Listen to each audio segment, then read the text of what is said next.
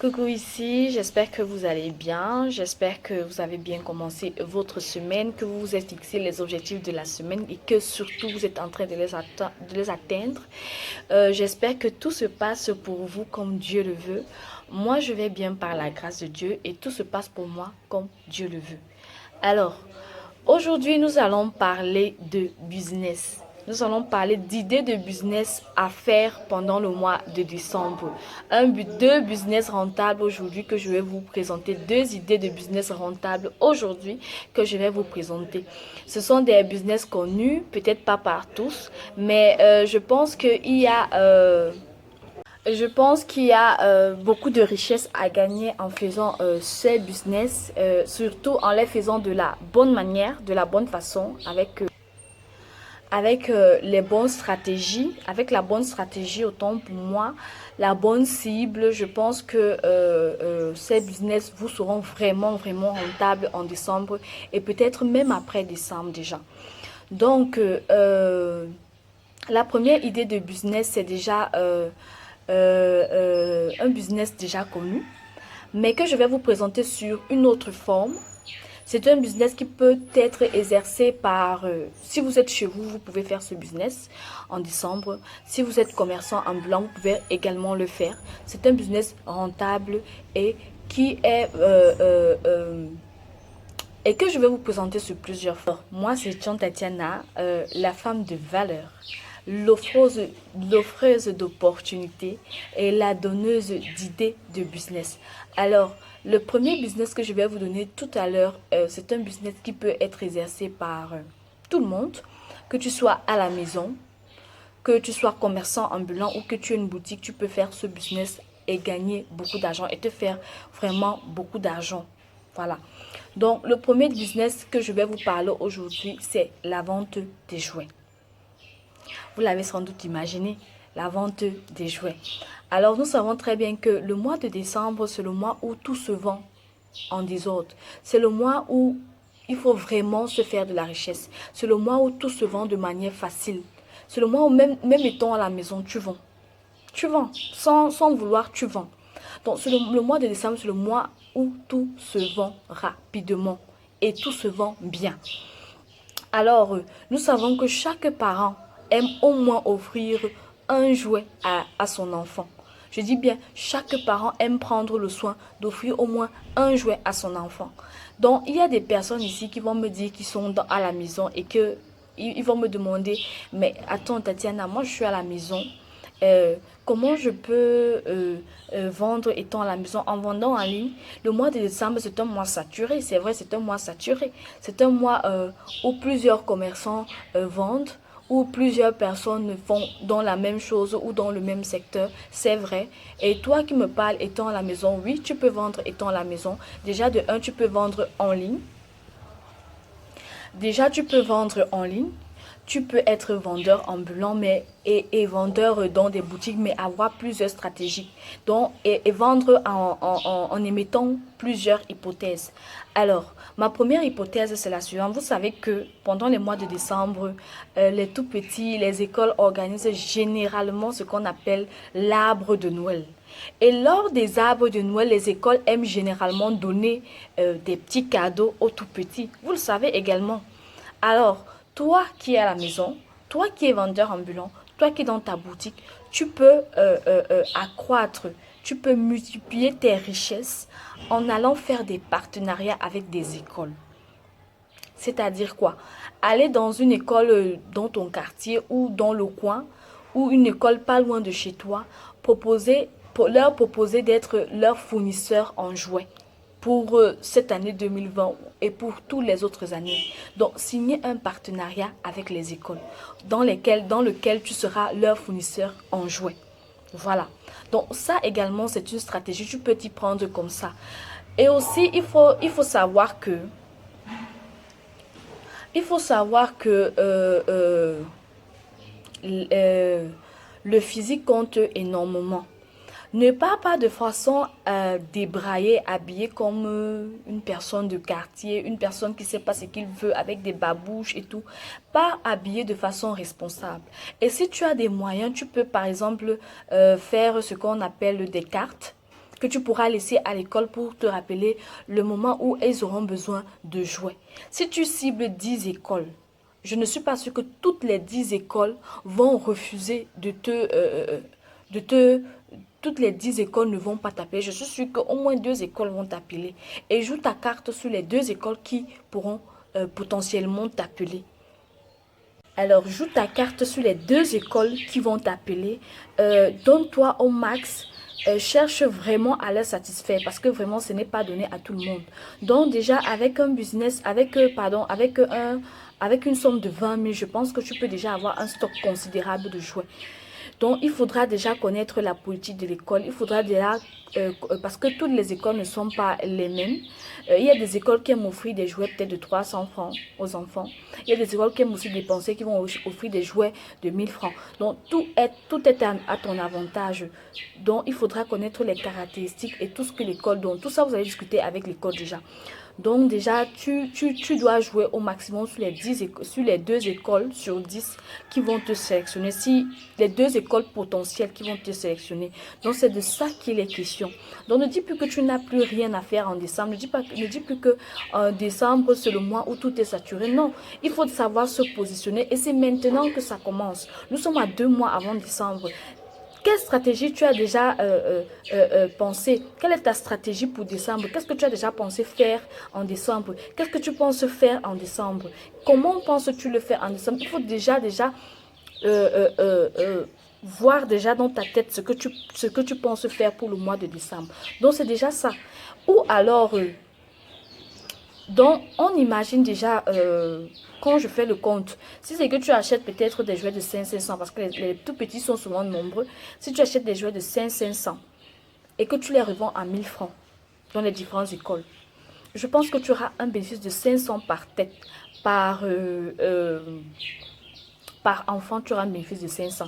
Si tu achètes à 300, que tu achètes à 200, que tu vends à 300, tu auras un bénéfice de 300 par enfant. Et en décembre, je ne pense pas que tu vas vraiment manquer d'argent. Donc, il faut aller de façon responsable. Si c'est que tu as assez de moyens, comme je l'ai dit, tu fais des cartes que tu vas laisser à l'école ou alors tu crées une entreprise virtuelle et le nom de cette entreprise, tu achètes un t-shirt sur lequel tu vas floquer le nom de ton entreprise pour faire un peu plus sérieux. Voilà. Donc ça, c'est la première idée de business que je vous propose. Première idée de business rentable en décembre. La deuxième idée de business va toujours dans le même sens, va toujours dans la même politique. C'est la vente des habits pour enfants. Ah oui, oui, oui, oui, oui. La vente des habits pour enfants. C'est vraiment un business très rentable en décembre et peut-être même plus rentable que la première. Parce que déjà, celle-là, elle nécessite beaucoup plus d'investissement. Et c'est quand tu investis beaucoup que tu gagnes également beaucoup. Donc, la vente des habits pour enfants. On va aller avec l'exemple de la première idée. Vous savez que lors des arbres de Noël, donc on va toujours aller avec l'arbre de Noël, lors des arbres de Noël, les écoles aiment généralement demander aux tout petits de porter des habits blancs. Des robes blanches pour les filles, les tout petites, les filles, les fillettes, et des ensembles blancs pour les garçonnets. Donc, les écoles aiment généralement leur demander de porter des robes blanches. Là encore, lorsque tu vends des habits pour enfants, tu peux aussi réserver ce côté-là. Tu peux également réserver ce côté. C'est-à-dire, tu peux vendre des habits blancs et vendre également les autres types d'habits. Et également, il faut vendre des produits de bonne qualité. Et je t'ai dit pour ça, il te faut un bon fournisseur. Alors, tu peux toujours aller auprès des écoles, ça c'est l'hypothèse 1, déposer tes cartes que tu aurais pris, déposer les cartes que tu aurais pris le soin de faire et leur demander de partager les cartes aux différents parents pour toi. Ils peuvent mettre dans les cartables des tout petits. Ils savent comment ils vont s'y prendre, de partager les cartes pour toi. Et qu'ils auront peut-être un pourcentage. Ils auront un pourcentage sur les bénéfices que tu vas réaliser. Ça, c'est la première hypothèse. La deuxième hypothèse, tu peux tout simplement attendre à la sortie des classes. Donc, tu cibles toujours des écoles. attendre à la sortie des classes et proposer tes services directement aux parents.